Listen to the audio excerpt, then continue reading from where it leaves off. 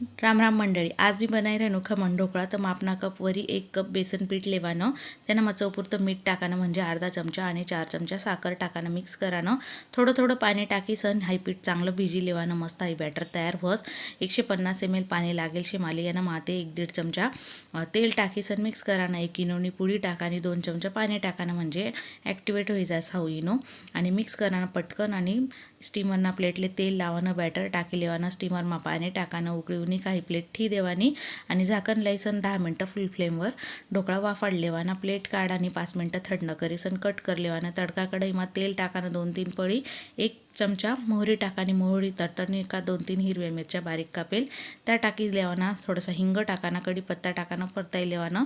पाव ग्लास पाणी टाकानं, थोडंसं मीठ टाकानं उकळाई लेवाना चांगलं आणि तडका टाकी देवाना. बारीक कापेल कोथिंबीर, नायलॉन शेव टाकानी आपला खमण ढोकळा तयार शे. खाई लेवानं. चॅनलला सबस्क्राईब कर देवाना. धन्यवाद.